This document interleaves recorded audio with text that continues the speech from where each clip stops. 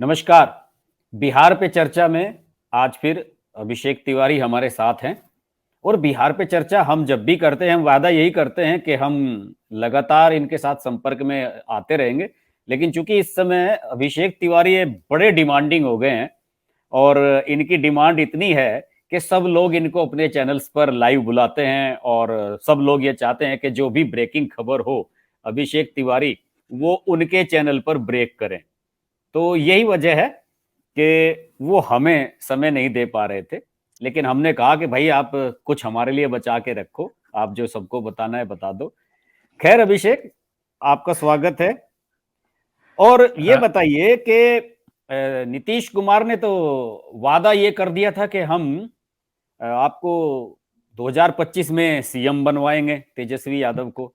जी, और जी। लल्लन सिंह ने दिल्ली में जो प्रेस कॉन्फ्रेंस की, वहां जब मीडिया वालों ने उनसे ये सवाल जवाब पूछे तो उन्होंने कह दिया क्या हम बोले, हमने बोला। 3 बार पूछा गया हमसे और उन्होंने कहा कि भाई हमने तो नहीं कहा कि भाई हम तेजस्वी यादव को 25 में सीएम बनाएंगे। अभी तो 24 का देखते हैं, 25 का 25 में देखेंगे। तो ये क्या कहानी हुँ। है भाई? सबसे पहले तो हर्ष के लाइव के सभी दर्शकों को प्रणाम। सर ऐसी बात नहीं है, बिज़ी आपको भी पता है खाँसी और ये इसके बावजूद दिन में किसी एक के साथ एक ही हो पा रहा है मैनेज इन दिनों। लेकिन आपके साथ तो कमिटमेंट है 7 दिन के अंदर का एक शो होना ही होना है आपके चैनल पे।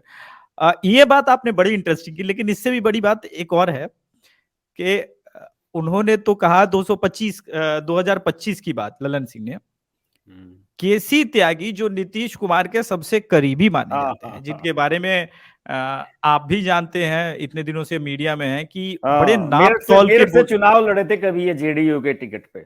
जी, जी, बड़े नाप तौल के बोलने वाले आदमी हैं। उन्होंने कह हाँ। दिया ललन सिंह के बयान के बाद कि 2025 की बात तो बेकार है, नीतीश कुमार तो 2030 में भी बिहार के नेतृत्व करने को लेकर के सक्षम है। मैं वो बाद में पूछता आपसे। कोई बात नहीं, हाँ। मैंने आपके लिए ब्रेक कर दिया आपके दर्शकों के लिए, लेकिन आप जो जिस मीटिंग की बात कर रहे हैं वो मीटिंग की चर्चा डेफिनेटली हर्ष की बात पे ही एक्सक्लूसिव करेंगे। हाँ। अ, ललन सिंह के इसके बाद जो है एक मीटिंग हुई थी बिहार में जिसमें कांग्रेस के लेफ्ट को छोड़ करके कांग्रेस के भी नेता थे, तेजस्वी यादव भी थे और नीतीश कुमार भी थे। एक सरकारी कार्यक्रम था। हम्म। अब सरकारी कार्यक्रम का तो सर प्रोटोकॉल यही होता है कि आप भी समय पे पहुंचे और हम भी समय पे पहुंचे। अगर हम्म। सीएम डिप्टी सीएम को किसी सरकारी कार्यक्रम में पहुंचना है तो दोनों को सही टाइम पे पहुंचना है। या फिर सीएम से पहले पहुंच जाएं, सीएम सबसे बाद में आए। हाँ, वो भी चलेगा। प्रोटोकॉल लेकिन वही कहता है। लेकिन यहाँ प्रोटोकॉल बदल गया सर। डिप्टी अच्छा। सीएम 3 साढ़े 3 घंटे लेट है। हम्म। दोनों तरफ से प्रेशर पॉलिटिक्स चल रहा है और दोनों ही ये जानते हैं कि हम दोनों का हमारे मिलन के अलावे अब कोई हमसे मिलन को तैयार नहीं है, तो और कोई ऑप्शन भी नहीं है। लेकिन फिर भी प्रेशर पॉलिटिक्स चल रहा है। तो नीतीश कुमार और तेजस्वी जी की आपस में बातचीत और ये नहीं हुई। लेकिन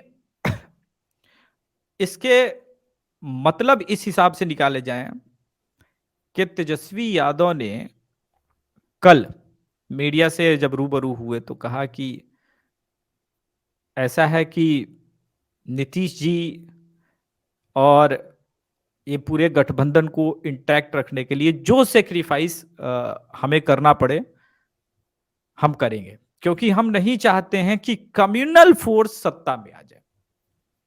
तो ये ठीक वही टेक्निक नीतीश कुमार ने अपनाई है जो बीजेपी के साथ अपनाते थे कि तुम डिप्टी सीएम के बहाने थोड़ा बहुत राजस्व जो मिल रहा है, जो तुमको उस वजह से फायदा हो रहा है तुम्हारी पार्टी को, क्योंकि 2025 और 24 में चुनाव लड़ने के लिए बिहार में कोई बड़ा बिजनेसमैन तो पॉलिटिकल पार्टी को फंड करता नहीं है। यही बालू हम्म। माफिया, यही शराब माफिया और जो चुनाव क्राइम से है। पहले जितना अपना इकट्ठा कर लो वो सब कर लो।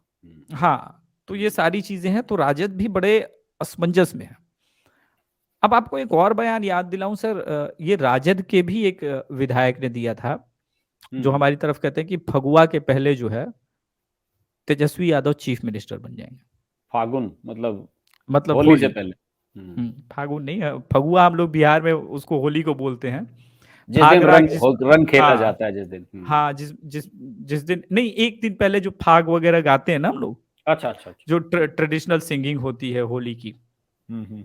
एनीवे, तो ये जो पूरा अभी साइकोलॉजिकल गेम यही चल रहा है, उसका एकमात्र कारण उपेंद्र कुशवाहा का टूटना है। और डर इस बात का है कि उपेंद्र कुशवाहा कितना डैमेज करेंगे जदयू को, ये किसी को एग्जैक्टली अंदाज अभी नहीं लग पा रहा है। जी। कौन कौन उनके साथ जा रहे हैं, ये सब चीजें अभी क्लियर नहीं है, ये वजह है इसकी। नहीं, कुछ तो क्लियर मेरे पास सोर्सेस हैं, लेकिन उन्होंने बता नहीं पा रहा हूं, क्योंकि बड़े बड़े वो 3-4 सांसद है जदयू के, विधायक हैं, उन्होंने प्रॉमिस ले रखा है कि देखो अभिषेक, हम बता दे रहे हैं इनपुट। क्योंकि आजकल मेरा ज्यादा टाइम, आपको भी पता है, अरसर बिहार के जो बीजेपी ऑफिस है, ठीक उसके बाद आरजेडी ऑफिस है पटना में, और उसके अपोजिट साइड में जदयू ऑफिस है। तो आजकल इन लोगों से फीडबैक के लिए मिलना ज्यादा होता है। तो अच्छा, कई नेता। इसमें मैं ये जानना चाहता हूं, यहां जब बात चली गई है कि सांसदों का आपने जो जिक्र कर दिया, देखिए मुझे इसमें सबसे पहली चीज तो इसमें यही लग रही है, दो पॉइंट हैं। एक तो पॉइंट ये है कि किसी भी दल का, चाहे वो बीजेपी है, चाहे जेडीयू है, चाहे आरजेडी है, इसका कोई भी विधायक ये नहीं चाहता कि 25 से पहले कुछ गड़बड़ हो। सब लोग 5 साल पूरा करना चाहते हैं, पूरे देश में ये टेंडेंसी है। अब सरकारें पहले नहीं गिरती, सब चाहते हैं कि 5 साल हो। विधानसभा भंग तो अब पता नहीं कितने सालों से मैंने कहीं देखी नहीं है, सब कार्यकाल पूरे होते हैं, चाहे कैसे भी किया जाए। एक तो वो मुद्दा हुआ, और दूसरा, इस समय जो बिहार में राजनीति चल रही है, उसका केंद्र बिंदु 2025 के बजाय 2024 का लोकसभा चुनाव ज्यादा है। और जैसे कि आप और हम अक्सर चर्चा करते रहे हैं कि बीजेपी अपने खाते में शायद इस बार ज्यादा सीटों पर चुनाव लड़ेगी, और जो बाकी सीटें जेडीयू वाली बचेंगी उसमें किस किस को क्या दिया जाना है। तो हो सकता है कि उपेंद्र कुशवाहा के साथ सांसद भी कुछ जेडीयू के आए, लेकिन वो मुझे लगता है कि वो पत्ते देरी से खुलेंगे। नहीं सर, मुझे लगता है कि मैक्सिमम ये मई, क्योंकि सभी को जिनको जिनको टिकट मिलना है, मेरे पास कंफर्म न्यूज़ है, आपके दर्शक अंदाजा लगा देंगे, मैं नाम नहीं लूंगा, कुछ हिंट देता हूं। एक सांसद के बनने के फिराक में जो है, वो सासाराम लोकसभा जो कि आरक्षित सीट है, जदयू के एक पूर्व विधायक हैं, जिनकी मीटिंग अभी रिसेंटली अमित शाह और राजनाथ सिंह से दोनों से हुई थी। हाँ या ना पता नहीं, लेकिन वो अभी ही क्षेत्र में उतरे हैं। इसी प्रकार से एक नालंदा के जदयू के कैंडिडेट हैं, वो भी राजनाथ सिंह से मिले हैं, और वो राजपूत है। ऐसे करके इस वक्त स्थिति ये है कि ये जो पूरी यात्रा के लिए उपेंद्र कुशवाहा निकल रहे हैं, इसका दो ही मात्र लक्ष्य है, जैसा कि हम लोगों ने पहले भी जिक्र किया था, कि एक तो कुशवाहा जाति को अपमानित किया है, और दूसरा उपेंद्र कुशवाहा जिस समता की बात कर रहे हैं कि सबका समान अधिकार, तो सभी जातियों को अपने अंदर जोड़ने के लिए। इसमें ऑलरेडी मैंने कहा कि आरसीपी सिंह का बहुत बड़ा रोल है, क्योंकि उन्होंने पहले ही हर जिले में बिहार के अपना एक उत्तराधिकारी नियुक्त किया था। वो सब जदयू से टूटने वाले हैं। इसका मतलब हर्ष सर ये है कि आने वाले 2-3 महीने में हम एक बड़ी टूट देखेंगे, और इस बड़ी टूट के वजह से जो है ना, नीतीश कुमार भी डरे हुए हैं और आरजेडी भी डरी हुई है, क्योंकि उन्हें ये समझ में नहीं आ रहा है कि ये टूट किस तरफ लेके जाएगी। दूसरा, एक एक्सक्लूसिव खबर और है सर, किसी चैनल पे जिक्र नहीं हुआ, क्योंकि ये कल ही की खबर ही है। मुकेश सहनी को वायु सुरक्षा श्रेणी दिया गया, और उन्होंने एक्सेप्ट कर ली।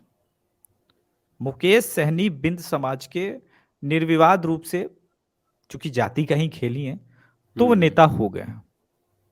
अब अगर इस गठबंधन में कुशवाहा के टूट के बाद मुकेश सहनी की भी एंट्री होने जा रही है, जिसको हमने पूरी तरह से अलग रखा था आज तक पॉलिटिक्स में, इसका मतलब यह है कि उनके साथ जो है लोकसभा की डील नहीं हो रही है, उनके साथ अब आने वाले विधानसभा में डील होगी। लोकसभा में मुझे नहीं लगता कि उनको एक से ज्यादा बीजेपी सीट दे पाएगी, हो सकता है अपने ही सिंबल पे दे दे। लेकिन ये बड़ी इंटरेस्टिंग बात है कि जिस मुकेश सहनी के विधायक टूट के बीजेपी में मिल गए, वो पिछले 2 दिन से बीजेपी के फेवर में नीतीश कुमार के अगेंस्ट बयान दे रहे हैं, वायु सुरक्षा श्रेणी भी एक्सेप्ट कर ली।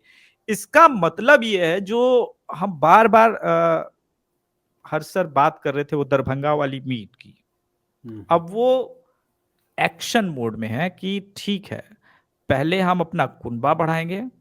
आज दैनिक जागरण में एक बिहार एडिशन में, पटना एडिशन में एक फ्रंट पेज पे बड़ा न्यूज है कि राजग का कुनबा बड़ा हो रहा है। राजद नहीं, दर्शक कंफ्यूज हो, राजग मतलब एनडीए है। तो राजग का कुनबा बड़ा हो रहा है और उसमें विकासशील पार्टी के मुकेश सैनी की भी एंट्री होने जा रही है। अब ये बड़ा कमाल है कि एक तरफ उपेंद्र कुशवाहा बात कर रहे हैं कि सभी जातियों की बात हो रही है और उसमें अब विकासशील पार्टी भी आ जाएगी। तो ये ठीक है कि यादव उनके पास है, लेकिन ये जो यूपी की पॉलिटिक्स है अब वो बिहार में अपनाई जा रही है सर, कि माई माइनस ओबीसी एससी एसटी, क्योंकि जीतन राम मांझी भी टूट जाएंगे, बिंद समाज भी टूट जाएगा, पासवान भी टूट जाएगा, तो एससी एसटी तो खत्म, वो महागठबंधन में है ही नहीं, वो तो बीजेपी के साथ है।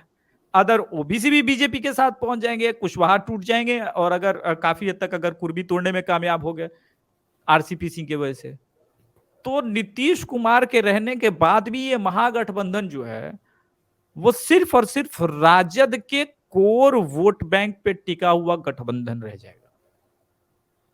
बिल्कुल सही कहा आपने। और आपने उत्तर प्रदेश के जो बात की, लगभग एग्जैक्टली वही पोजीशन वहां पे बनती हुई नजर आ रही है। और चूंकि उत्तर प्रदेश में भी ऐसा हुआ था कि अखिलेश यादव ने सारे फार्मूले तो आजमा लिए, वो कांग्रेस के साथ भी चले गए थे, मायावती के साथ भी जाके देख लिया उन्होंने, ओम प्रकाश राजभर को साथ रख के देख लिया। मतलब जो जितने भी वो फार्मूले वहां पर बनते थे बीजेपी को एक किनारे करने वाले, वो सारे वो आजमा चुके हैं। और अब देखिए बिहार की जो स्थिति में सबसे दिलचस्प मुझे बात नजर आ रही है, वो यही नजर आ रही है कि ये बिल्कुल स्पष्ट हो चुका है कि नीतीश कुमार एनडीए में अब नहीं आएंगे, कभी भी उन्हें लिया ही नहीं जाएगा। और जी, इस वो तो इस वजह से, हाँ, जी, इस और पहले क्या होता था कि जब ये आरजेडी के साथ गठबंधन में हुआ करते थे, तो आरजेडी के साथ गठबंधन में ये धमकी देने लगते थे, बीच में हिंट्स देने लगते थे कि मेरी ये वहां बीजेपी से बात चल रही है, मोदी जी ने ये बढ़िया फैसला ले लिया, ये तो एक तरह से वो धमकी दे देते थे। लेकिन अब की बार वो धमकी देने की पोजीशन में है नहीं। और एग्जैक्टली ये दरभंगा वाली मीट के बाद जो है ये सारा हाँ खेल बदल गया है, क्योंकि बीजेपी ने हाँ रेजोल्यूशन पास कर दिया कि 2024-2025 में नीतीश के साथ जाएंगे नहीं। हाँ, वो तो पेपर पे ले आए ना, उसका ऑन डॉक्यूमेंट ले आए। हाँ हाँ, आप तो कुछ कह वही रहे थे। हाँ, तो मतलब इसमें वही है कि अब नीतीश कुमार की जो बार्गेनिंग पावर थी वो कम हो गई है। उसका वही एक कारण है कि अब राजद अगर अपने गठबंधन के भरोसे नीतीश कुमार को ढोना चाहता है अपने कोर वोट बैंक पे, इसका मतलब यह है कि नीतीश कुमार की नाव में कोयरी कुर्मी दोनों वोट बैंक का छेद हो जाएगा, और तब इस डूबते हुए जहाज को कैरी करना क्या राजद के लिए, या फिर ये कहें कि तेजस्वी यादव का इनएक्सपीरियंस राजनीति में नहीं दर्शाता है। क्योंकि ये गलती अखिलेश यादव, मुझे आपका बड़ा इंटरेस्टिंग एक शो याद आ गया, आपने यूपी इलेक्शन से मेरे ख्याल से 2 या ढाई महीने पहले किया था, इलेक्शन से पहले, जिसमें आपने वो जिक्र किया था कि सबको पता था कि कांग्रेस का कोई जनाधार नहीं है, फिर भी राहुल गांधी के साथ जो है अलायंस किया था अखिलेश यादव ने। हाँ, और उस समय सीएम थे ये, हाँ मतलब हाँ, सत्ता में थे आप। और आप एक जो पिटे हुए, वो कहते हैं ना कि हमारे इधर कहावत है कि वो बैलों की जब जोड़ी खेत में चलती है, अगर आप किसी जवान बैल के साथ एक बूढ़ा बैल बांध दो तो उसकी भी चाल खराब हो जाती है। बिल्कुल। आप सिटिंग सीएम हैं, 2012 में आप सीएम बने, 2017 के इलेक्शन में जा रहे हो, आपको अपने दम पे अकेले जाना चाहिए। आपको कांग्रेस जैसे पिटे हुए मोरे की, जो 80s में कभी खत्म हो चुकी है यूपी में, उसकी कहां से जरूरत पड़ गई। बिल्कुल सही बात है। अब वही चीज बिहार में रिपीट हो रहा है। तेजस्वी यादव सत्ता में है, युवा है, उन्होंने पिछला चुनाव कमाई दवाई पढ़ाई जैसे इंपॉर्टेंट स्लोगन पे चुनाव लड़ा और कमाल का चुनाव लड़े। मुझे तो ये लगता है कि हमेशा कि पहली बार मैंने देश में देखा कि कोई आदमी बीजेपी की पिच पे बैटिंग करने गया ही नहीं। पूरे चुनाव में तेजस्वी यादव नरेंद्र मोदी की पिच पे नहीं गए, उन्होंने नरेंद्र मोदी को काउंटर नहीं किया, वो नीतीश कुमार पे हमलावर रहे, नरेंद्र बिल्कुल मोदी बिल्कुल, मोदी पे को वो कभी गालियां नहीं दी हमलावर उन्होंने। सही नहीं, कह रहे हो। बिल्कुल नहीं। तो अच्छा, मोदी जी के का जो क्राफ्ट है अपने ऊपर, बड़ा कंट्रोल जो है, वो सबसे बड़ा तो यही है कि उनके ऊपर कोई भी कुछ कहता है तो उसको इतना बड़ा बना देते हैं कि वो लोग, उनके वोटर जो है वो काफी ज्यादा एंग्री हो जाते हैं और कहते हैं कुछ भी हो जाए मोदी को नहीं हारने देंगे, सब मिलके गाली दे रहे हैं मोदी को। तो वो चीज जो है तेजस्वी यादव 2020 के चुनाव में बहुत सफलतापूर्वक पास कर गए थे। लेकिन अब हमको ये बहुत समझ बढ़िया में नहीं चुनाव लड़ा गया था उसमें। मुझे लगता है कि शायद 10-20 हजार वोट अगर इधर की इधर हो गई होती तो सरकार बन गई होती इनकी। सच तो ये यह है कि अगर तिरहुत प्रमंडल में नरेंद्र मोदी की जो तीसरे चरण की रैली नहीं हुई होती, अगर हम आंकड़ों को उठाएंगे तो राजद इसीलिए हारी क्योंकि तिरहुत प्रमंडल पूरी तरह से बीजेपी ने स्वीप कर दिया, गंगा के उस तरफ जिसको मुजफ्फरपुर दरभंगा लोग समझते हैं। गिरिराज सिंह वाला इलाका। नहीं नहीं, बेगूसराय नहीं, ये अच्छा। इसमें सर मुजफ्फरपुर आता है, हाजीपुर आता है, हम्म। वैशाली प्लस मुजफ्फरपुर प्लस दरभंगा, ये इसको अच्छा तिरहुत अच्छा। प्रमंडल में हम लोग गिनते हैं। तो हम्म ये बड़ा उनका एक गलती हुई थी क्योंकि वो भावना में आकर के उन्होंने एक बयान दिया था कि जब हमारे पिताजी का राज था तो हम लोग बाबू साहब के छाती पे चढ़ के पांव रखते थे। इसको नरेंद्र मोदी ने बड़े अच्छे से क्राफ्ट किया और कहा कि देखो राजपूतों को गाली कैसे दे रहे हैं सत्ता में आने के पहले ही, और that was the mistake, single mistake by Tejashwi Yadav पूरे इलेक्शन कैंपेन में, और वो चुनाव हार गए। तो मैं ये कह रहा हूं सर, स्लिप ऑफ इसको, टंग कह सकते हैं उसके, हो गए बस, वो कह गए जोश में आके। हाँ उन्हें एक्चुअली उस वक्त तक राजद जीत अपनी सेंस कर चुकी थी, लेकिन उन्हें यह पता नहीं था कि नरेंद्र मोदी किसी भी हर अपोनेंट के भाषण को लगातार सुनते हैं, समझते हैं, और एक छोटा सा भी हिस्सा लेकर के पूरा इलेक्शन पलट सकते हैं। ये उनकी काबिलियत है, इसमें कोई मुझे संदेह नहीं है। अब यहां तेजस्वी यादव मूर्खता ये कर रहे हैं कि वो अब ढो रहे हैं नीतीश कुमार को, क्योंकि नीतीश कुमार के प्रति जो एंटी इनकम्बेंसी है 2024 तो उनको डुबाएगी डुबाएगी, 2025 भी अगर नीतीश कुमार के साथ वो जाते हैं तो बहुत ही मतलब मुश्किल होगा उनको, उनकी पूरे अलायंस को मुझे लगता है 70-80 सीट पहुंचने में। इस वक्त भयंकर एंटी इनकम्बेंसी है और लोग नीतीश लॉ कुमार एंड को ऑर्डर वाला मुद्दा भी काफी बड़ा हो गया है वहां पे। लॉ एंड ऑर्डर का मुद्दा है सर, हर एक मुद्दा यहाँ पे इस वक्त बड़ा है। यहाँ पे रोजगार का मुद्दा, इन्वेस्टमेंट का मुद्दा, लोग पूछ रहे हैं कि भाई यूपी में इन्वेस्टमेंट आ जा रहा है, वहां भी पोर्ट नहीं है, ये आप क्या लॉजिक दे रहे हैं। और उसके ऊपर प्रशांत किशोर ये कुछ भी बात करते हैं तो ठीक प्रशांत किशोर उसको कोट करके लगातार सभाएं कर रहे हैं। अभी रिसेंटली सभा में उन्होंने कह दिया कि मुख्यमंत्री साहब आप किसको बेवकूफ बनाना चाहते हैं, यूपी में तो 20-20 हजार करोड़ का इन्वेस्टमेंट आ रहा है, वहां तो कोई समुद्र नहीं है, लेकिन आप बिहार में कुछ लाना नहीं चाहते, कहां से आएगा, यहां तो क्राइम बढ़ा हुआ है। तो अब बड़ी एक असहज सी स्थिति हो गई है नीतीश कुमार के समर्थकों को। मैंने जैसा आपको एक बार अपडेट किया था कि सारण में जब मैं विजिट करने गया था वो शराब वाले कांड के बाद, तो जदयू के जो पार्टी के लोग थे वो भी लोगों के सामने ये नहीं कह रहे थे कि मैं जदयू पार्टी से हूं डिफेंड करने के लिए, वो साफ साफ कह रहे थे कि भाई मैं जदयू से हूं ही नहीं, मैंने जदयू से त्याग पत्र दे दिया है। अब आप समझिए कि ये जो शराबबंदी से जो शराब, हाँ, जहरीली लोग शराब किनारा से, कर रहे हैं, सब दाग अपने दामन पे नहीं चाहता कोई भी। ऑब्वियस सी बात है कि सबकी अपनी राजनीतिक महत्वाकांक्षा है सर, और सबका अपना राजनीतिक कैरियर है। और इस नाव के साथ मुझे लगता है कि बीच समंदर में जाके डूबना मुझे लगता है कि कोई भी बुद्धिमान नेता नहीं चाहेगा, और इसी वजह से जो मैं बता रहा हूं, ये राजद भी समझ रहा है और जदयू भी समझ रही है कि उपेंद्र कुशवाहा के साथ जो टूट होने जा रही है वो एक बड़ी टूट होने जा रही है कैडर में जदयू के। अब बड़ा इंटरेस्टिंग होगा कि 2024 में आरजेडी जदयू को कितनी सीट देती है और ये इनके अलायंस का भविष्य तय कर देगा। बिल्कुल सही बात। अभी आपने सारण का जिक्र किया, और अभी कुछ महीने पहले जो है राजीव प्रताप रूडी से मुलाकात हुई थी दिल्ली में एक कार्यक्रम में, हमने उनका वीडियो भी चलाया था। जी। और उस कार्यक्रम में वो एक बुक लॉन्च में आए थे। तो राजीव प्रताप रूडी ने उसमें एक बात कही थी कि मेरा तो राजनीतिक कैरियर, मेरी तो दी एंड हो चुका। वो वीडियो सही बात देखना, आप मेरे चैनल पे पड़ा हुआ है। और मेरा जितना होता 30 साल मेरी राजनीति हो चुकी है और अब है। मेरा दी एंड हो चुका। तो राजीव प्रताप रूडी की भूमिका क्या है अब वहां पर बीजेपी में? किस किस उसमें है वो, पोजीशन में क्या है, उनका वजूद क्या है वहां?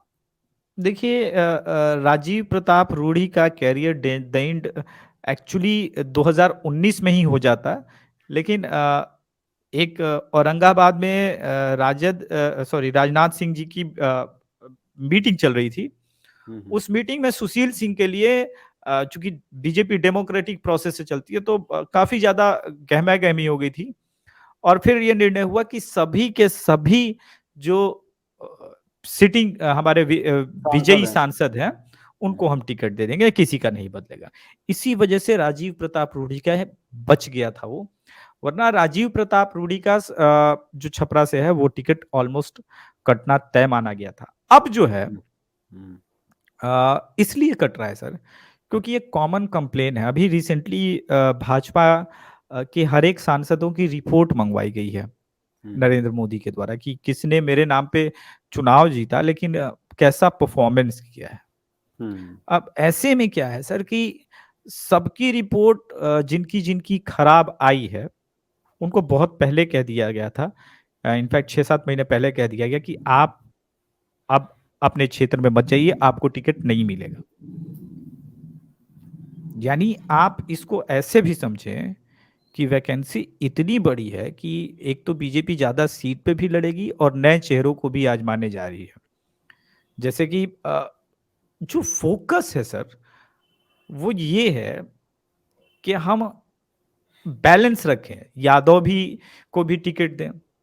तो इस बार जैसे हो सकता है कि पाटलिपुत्र क्षेत्र में रामकृपाल यादव के जो पुत्र हैं, उनका हम्म। ठीक ठाक कनेक्शन है। तो हम्म। इस बार ये हो सकता है कि रामकृपाल यादव की जगह उनके बेटे को टिकट दे दें और उनको बैठने कहा जाए, और बिहार में जो है भ्रमण करके भविष्य में 2025 के लिए उनको कहा जाए कि अब थोड़ा राज्य देख लीजिए। क्योंकि लगातार ये कंप्लेन रहा था कि बिहार के जो दिल्ली वासी लीडर हैं, जो बड़े लीडर हैं, वो दिल्ली की ही राजनीति कर रहे हैं। उसको सुधार सही। लिया गया है दरभंगा मीट में। अब बीजेपी में वैसे भी नरेंद्र मोदी ने एक बड़ा फार्मूला सभी पार्टियों के लिए एक निकाल दिया है कि जहां पे प्रत्याशी के खिलाफ या सिटिंग एमएलए है, सिटिंग एमपी है, इवन उन्होंने पार्षदों का जो चुनाव होता है, सभासदों का, नगर पालिकाओं का, उसमें भी ये फार्मूला आजमाया कि अगर किसी के खिलाफ एंटी इनकम्बेंसी है, किसी की छवि खराब है, तो टिकट बदल दो, किसी नए चेहरे को उतार दो। तो वो एंटी इनकम्बेंसी, उनका मानना है कि वो व्यक्ति विशेष के खिलाफ होती है, पार्टी के खिलाफ नहीं होती। लोग सोचते हैं कि यार वो कैंडिडेट ही खराब था, अब ये नया आया है, मोदी जी ने कोई नया आदमी भेज दिया, इसको अब की बार हम वोट दे दें। खैर, मैं आखिरी सवाल पे आता हूं। आज तेजस्वी यादव से शुरू किया था, तेजस्वी यादव पे ही एंड करूंगा। मुझे आज तक जी। ये नहीं समझ में आया कि नीतीश नीतीश कुमार और लालू प्रसाद यादव की जो राजनीति थी वो यूं पैरेलल चली, हम्म। कभी मिली नहीं। ठीक है। और ऐसी क्या स्थिति आई कि नीतीश कुमार ने ये कह दिया कि हम 2025 में इनके इनके नेतृत्व में चुनाव लड़ेंगे?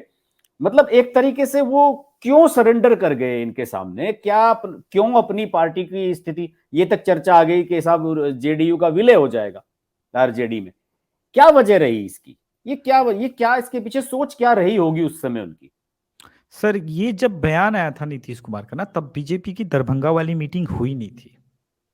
हाँ, हाँ। और उनको पता था कि दरभंगा वाली मीट में शायद मेरे खिलाफ ऐसा रेजोल्यूशन बीजेपी सोच सकती है कि इनके साथ अलायंस करने का भी नहीं जाना है। अच्छा। तो बीजेपी मेरे इस स्टेटमेंट के बाद डर जाएगी हम्म। और सोचेगी कि अभी भी नीतीश के साथ जाने का चांस है, अभी भी नीतीश के पास हम जा सकते हैं 2024 के संदर्भ में। क्योंकि हम्म। इस गठबंधन के मात्र 3 महीने के बाद नीतीश कुमार खुद को बहुत असहज महसूस करने लगे थे, ये बात सत्य है। हम्म। और 2 बार उन्होंने सेंटर में बीजेपी से संपर्क किया, बार बार रिजेक्शन के बाद अभी रिसेंटली लास्ट जो है वो 1.5 महीने पहले अमित शाह जी से डायरेक्टली बात हुई थी। अमित शाह जी ने कह दिया कि ये बात सम्राट चौधरी बिहार में जो है वो देखेंगे, और उनके ऊपर हमने छोड़ रखा है।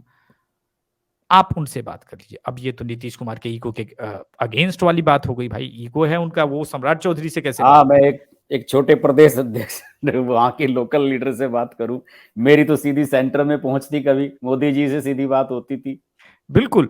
तो हाँ, अब वो वाली बात है और उसके बाद रेजोल्यूशन। तो अब नीतीश कुमार के पास कोई ऑप्शन बचा नहीं है। पिछली बार भी नीतीश कुमार यूं ही नहीं आए थे गठबंधन में। बहुत कम लोगों को पता है, आज मैं खुल के बता रहा हूं, जब शहाबुद्दीन जेल से निकले थे ना, इनके 23 विधायक जीते हुए दूसरे ही दिन शहाबुद्दीन के संपर्क में आ गए थे। बाहुबली नेता को जेल भिजवाना इमीडिएटली बहुत आवश्यक था नीतीश कुमार के लिए, वरना सत्ता भी जाती और विधायक आधे से ज्यादा टूट जाते। तो महाराष्ट्र वाला खेल आरजेडी शहाबुद्दीन के बल पे उसी वक्त करने वाली थी। शहाबुद्दीन के 2 स्टेटमेंट आपके दर्शक याद करें कि नीतीश कुमार परिस्थितियों के मुख्यमंत्री हैं। अगले बिल्कुल दिन बिल्कुल। फिर से रिपोर्टर ने पूछा कि आपने ऐसा बयान दिया अपने मुख्यमंत्री के प्रति, आपको नहीं लगता कि आपने कुछ गलत कहा? तो उन्होंने फिर कॉन्फिडेंटली कहा, नहीं नहीं, मैंने बिल्कुल सही कहा कि ये परिस्थितियों के मुख्यमंत्री है, इनका कोई जनाधार नहीं। ये बात नीतीश कुमार को चुप गई और वो डायरेक्टली अमित शाह के शरण में जा पहुंचे, बोला कुछ भी कीजिए मालिक, इज्जत बताइए। अब शहाबुद्दीन कोरोना में पता नहीं कैसे निपट गए, लेकिन निपट गए। बिहार की मिट्टी भी कहते हैं उनको नसीब नहीं हुई। उनके बेटे ओसामा में वो काबिलियत नहीं है कि वो कुछ कर सके। तो नीतीश कुमार को यह पता चल गया कि अब आरजेडी में कोई ऐसा बाहुबली नहीं है जो इनके विधायकों को तोड़ सके। इसलिए वो बड़ी सहजता के साथ स्विच तो कर गए, लेकिन उनको ये समझ में नहीं आया कि आरजेडी में सत्ता के साथ ही एक वर्ग है जो अपने आप को समझता है कि वो बिहार में उसकी सरकार है और वो सड़कों पे उत्पात करने लगता है, जो इमेज को डायरेक्टली डेंट करती है। और जो लॉ एंड ऑर्डर एकदम हाथ से बाहर जाने लगा तो असहज तो हुए, लेकिन अब उनके पास कोई चारा नहीं, ऑप्शन नहीं। अच्छा, ये आरजेडी में आपने बताया कि वही यूपी वाली बात है कि अखिलेश यादव और समाजवादी पार्टी के बारे में एक छवि है कि साहब ये गुंडों की पार्टी है, ये आएंगे तो गुंडा राज, जंगल राज सब शुरू हो जाएगा। और आरजेडी की भी उसी तरह की है। लेकिन आरजेडी में जो है कुछ नेता हैं, कुछ बड़े मंत्री हैं, उन्हें सपना आता है कि वो साइकिल चलाते हैं मुलायम सिंह यादव के साथ, और साइकिल चलाते चलाते वो सैफई पहुंच जाते हैं। ये बिहार से सैफई क्यों चले जाते हैं ये साइकिल चलाते हुए, ये क्या है? अब इसके बारे में तो वो सपना देखने वाले ही आदमी बताएंगे, लेकिन मुझे कल लगता है मैंने कि अगर ट्वीट मैं किया था, आपने उसे उसमें काउंटर रि- ट्वीट कर दिया उसका कि जी, ये जो है रिसर्च का मामला है। मुझे लगता है इस पे रिसर्च होनी चाहिए, कोई साहस दिखाए वहां पे अगर इस पे रिसर्च करने का कि कैसे साइकिल चलती है वो। लेकिन मैं एक सवाल पूछता सर, हम्म। और बड़ा खतरनाक सवाल पूछता अगर पत्रकार होता तो। इसका मतलब तो यही हुआ कि मुलायम सिंह जी की आत्मा को शांति मिली नहीं है, कुछ हाँ, रह गया है सर, वो भटक रही है। वो भटक रही है। तो मुझे लगता है कि ब्राह्मण जो है, चाहे अभिषेक तिवारी को ही बुला ले, एक ब्राह्मण यज्ञ की आवश्यकता है। लेकिन समस्या ये है कि आरजेडी वाले या फिर समाजवादी पार्टी वाले अगर ब्राह्मण के द्वारा इस प्रकार से पूजा पाठ कराएंगे तो ये पूरा रामचरितमानस वाला जो पॉलिटिक्स बिहार से यूपी तक कनेक्ट हो रहा है वो फिर दिक्कत में आ जाएगा। तो बड़ा इसीलिए मैंने कहा था कि ये रिसर्च का सब्जेक्ट है। और मुझे तो लगता है कि तेज प्रताप यादव का ही जो है ना, ये केस स्टडी है, उसका केस स्टडी होना चाहिए कि यार इसके अंदर क्या समस्याएं हैं। लेकिन खैर, ऑन अ लाइटर नोट इसको हम यूं भी समझें कि क्या आरजेडी ये तो नहीं सोच रही कि अब यूपी में भी एंट्री लगा लें हम, क्योंकि दोनों युवा नेता हैं। ऐसा हो सकता है, एक ये नहीं कह रहा हूं कि श्योर है, लेकिन ये हो सकता है कि कुछ लोगों को सपना आता है, अच्छा वहां भी यादव है तो हो सकता है हम आ जाएं गठबंधन में। वो हो सकता है कि उन्हें जो है तेजस्वी ने ये कह दिया हो कि भाई आप एक काम करो, यहाँ मैं बिहार में देख लूंगा, अब चाचा अपने जा ही रहे हैं रिटायर होके, और हम्म। तुम वो फोकस करो यूपी में साइकिल चलाओ अखिलेश के साथ, है ना, और तुम्हें यूपी का प्रभारी बनाते हैं, वहां मिलके सरकार बनाएंगे यादव यादव भाई, है ना। हाँ, बस वही वही वही बात है। मतलब आप ये समझिए, ये एक मैसेज भी था कि हम हम्म। साथ में हैं, चाहे यूपी का यादव हो या बिहार का यादव हो, हम लोग भाई भाई हैं, हाँ। उस टाइप की कुछ मैसेजिंग होगी। समझने वाले समझ गए होंगे। चलिए इसी लाइटर नोट पे आज फिनिश करते हैं, है ना? अगले एपिसोड में फिर मुलाकात होगी। धन्यवाद अभिषेक जी मुझे आपका। लगता है कि अगला एपिसोड जो है हम लोग आज मंडे को ही करना पड़ेगा, क्योंकि संडे को एक बहुत जबरदस्त पीसी है फिर से और मीटिंग है, तो हम लोग संडे या फिर मंडे को ही कर लेंगे, बिल्कुल 2-3 बिल्कुल दिन के अंदर। जी। बिल्कुल, होती है मुलाकात आपसे। जी। जय धन्यवाद। श्री राम। अगर आपको हमारी वीडियो पसंद आई तो वीडियो को लाइक करें, चैनल को सब्सक्राइब करें और नोटिफिकेशंस के लिए बेल आइकन को प्रेस करें।